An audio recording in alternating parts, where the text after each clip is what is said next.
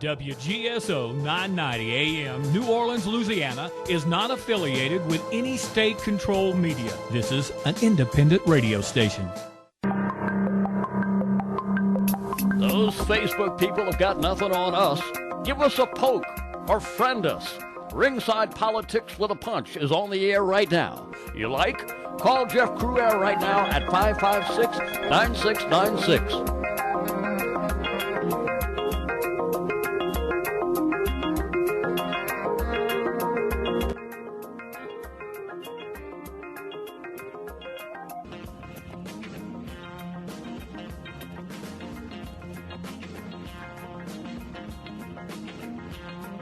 Hey, you know, folks, we've been talking about this Mother's Day shooting for quite a while.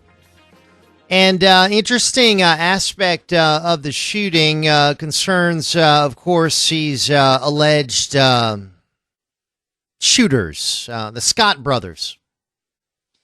And interesting information passed on to me concerning our next guest, bail bonds agent Matt Dennis, who was coming out of his New Orleans office when a woman he didn't recognize walked up to him. Let's find out what happened, and let's welcome to the Ringside program Mr. Matt Dennis. And Mr. Dennis, good morning, sir. Good morning. How are you? Very good. Thanks for being with us. So... tell us a little bit about what happened when a woman you didn't recognize walked up to you.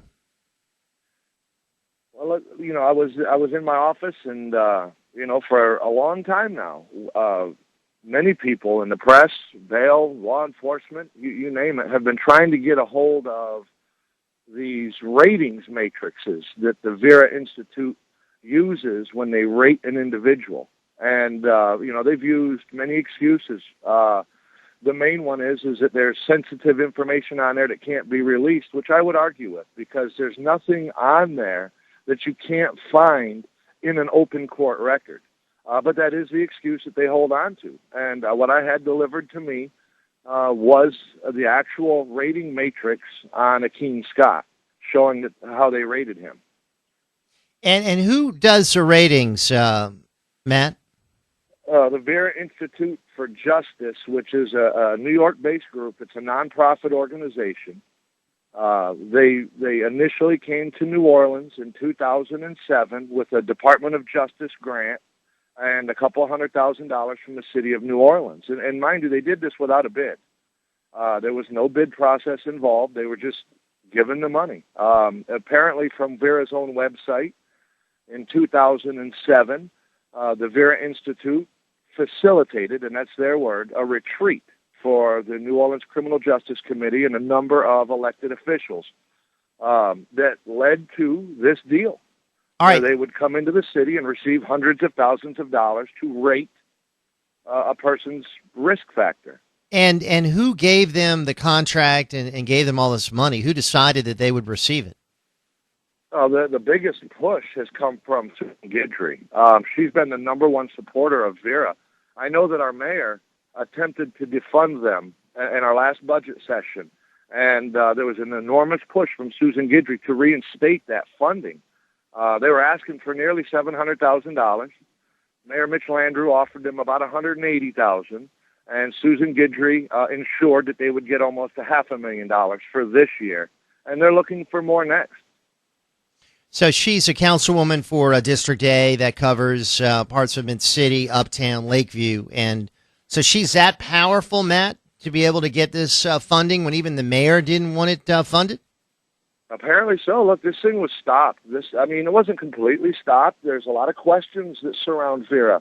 The biggest question being transparency. How can we see what they're doing? And, you know, interestingly enough, in this last legislative session, Vera was very misleading on another radio program the day after the Mother's Day shooting. They attempted to distance themselves from House Bill 367, and it's actually a Vera bill.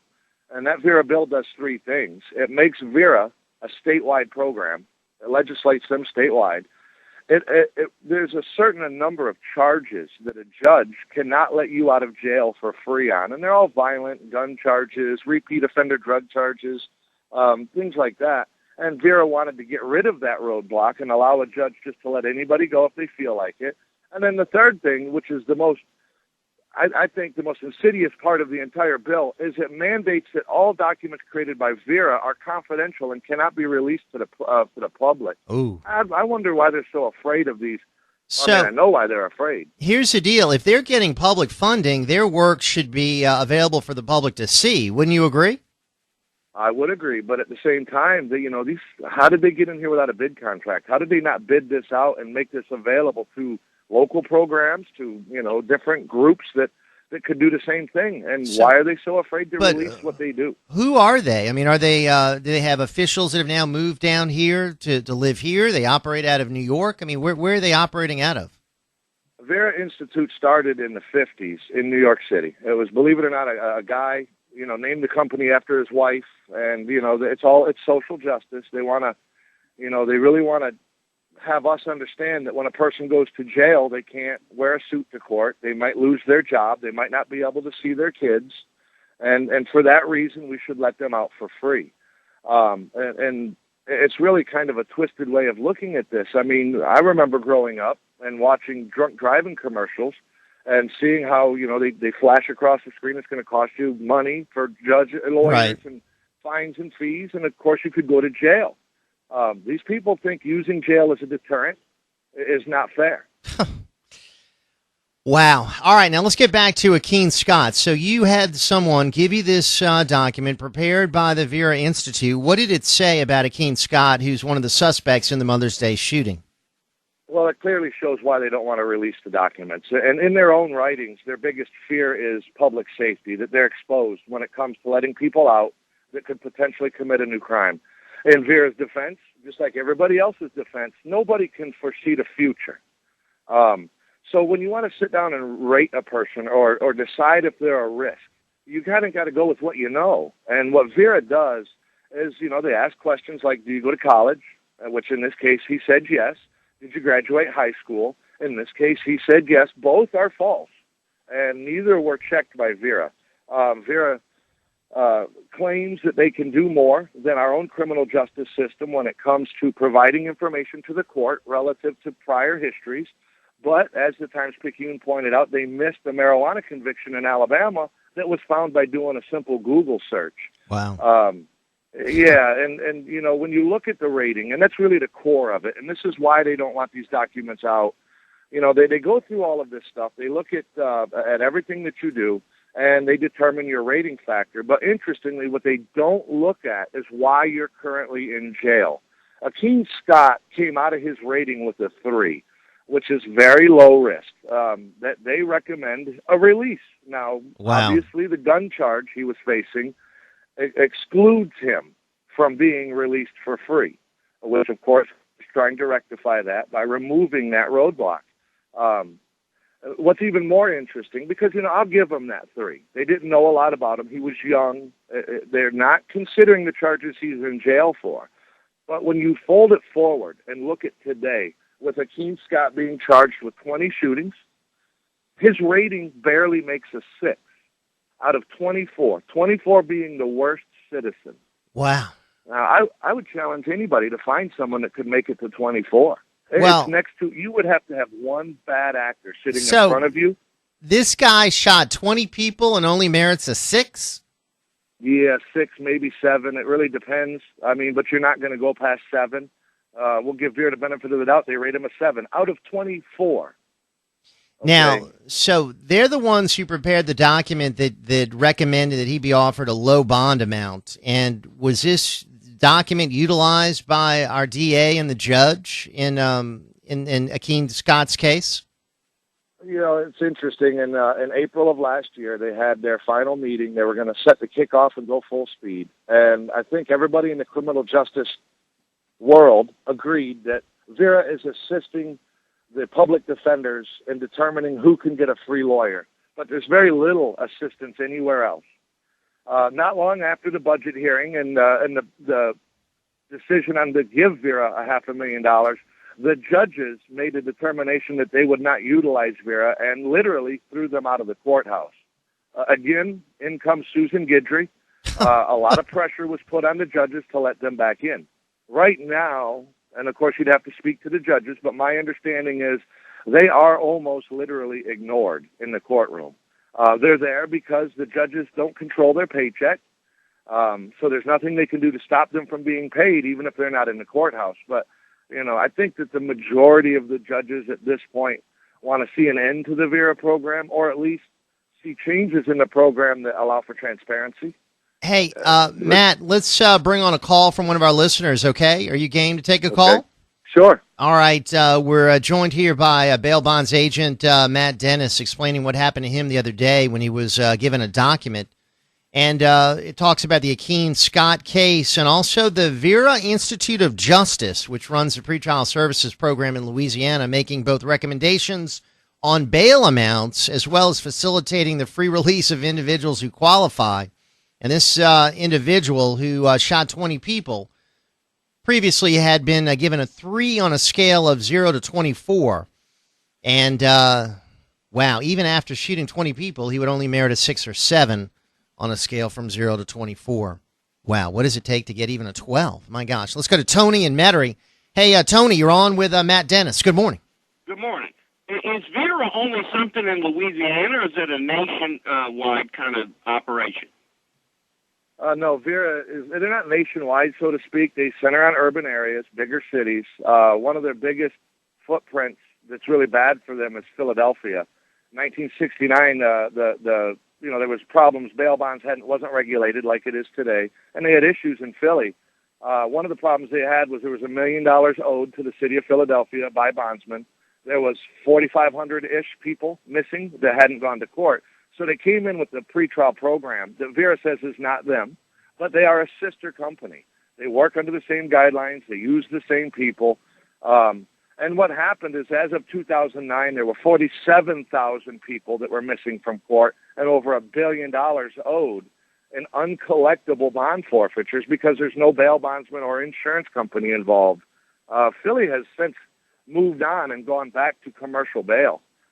Colorado's had issues. One of their big footprints is they taught communities into building small jails because they claim that the community wastes too much money on incarcerating low-risk offenders.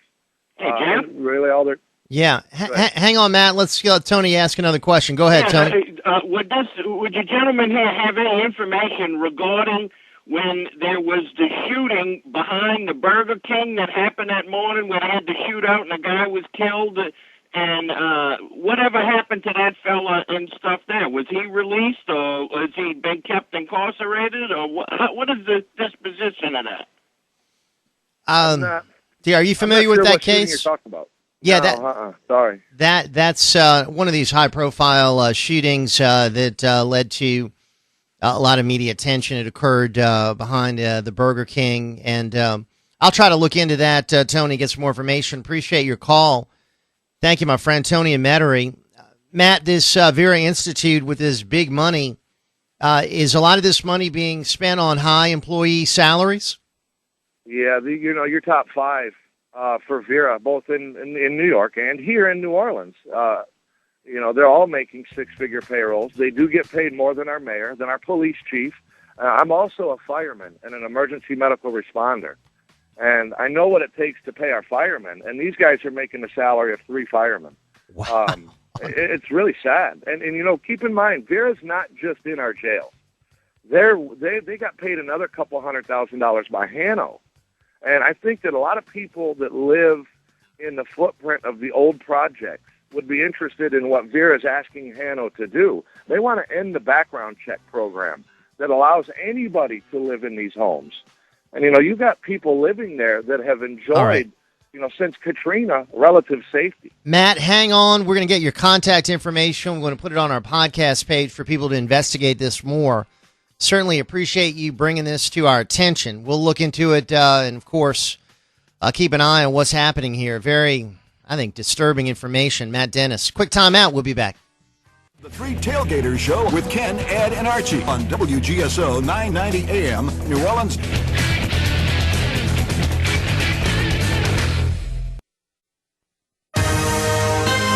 NBC News Radio, I'm Dirk Van. Breaking news, New Jersey's Frank Laudenberg, the oldest serving senator, has died at age 89. Longest serving senator from New Jersey and the last World War II veteran in the Senate. Senator Laudenberg had been fighting lymphoma since 2010. Crews are back at it in Oklahoma City looking for 6 people missing after weekend flooding. The latest round of tornadoes and floods have killed at least 13 people. And as NBC's Al Roker reports, more bad weather's on the way. Over the next 24 hours, things fire up, and you are going to be looking at big problems from Oklahoma City, Wichita Falls, Lubbock, all the way up into the plains. The problem is fire in Southern California, where NBC's Diana Alvear says the powerhouse fire has blackened about 35 square miles north of L.A. It's a round-the-clock effort, battling the fire from the ground and in the air. Unseasonably warm and dry conditions working against them. Nearly 3,000 had to evacuate. This is NBC News Radio. The embattled Internal Revenue Service, already under fire for targeting conservative groups, now has to answer for spending $50 million taxpayer dollars on conferences over 2 years. NBC's Peter Alexander. In a statement, acting IRS head Danny Werfel called the conference an unfortunate vestige from a prior era, insisting travel and training expenses have dropped more than 80% since 2010. Tech giant Apple has its day in court facing civil accusations by the Justice Department that it illegally conspired to drive up ebook prices with other publishers. Bradley Manning, the Army private charged in connection with what's believed to be the largest leak of classified documents in American history, goes on trial today. And no wonder the Swiss Miss is always smiling. Switzerland tops the list of the world's happiest countries, according to factors such as income, education, health, work-life balance, and satisfaction. While the U.S. can't seem to get that satisfaction, it missed the top 10 again this year. I'm Dirk Van, NBC News Radio. Excuse me, sir. Hi, what do you need? Pants in a 44 waist? Looking for something lace? No, a 44 waist? A shoelace? I need a 44 waist. We don't carry that size. What? I won a prize? No. Stop shopping in no man's land. There's a better way for bigger men to find clothes. Now open. Visit DestinationXL.com to find a store near you. Destination XL. Big on being better. This is Charles Osgood. I live in New York City, where you walk everywhere all year long. And when you're outside that much, you need more than just sunscreen or regular sunglasses. You need polarized prescription sunglasses with Experio UV lenses. They eliminate 100% of the sun's blinding reflective glare, and they offer maximum UV protection so you can see clearly and your eyes are protected. Ask your eye care professional about Experio.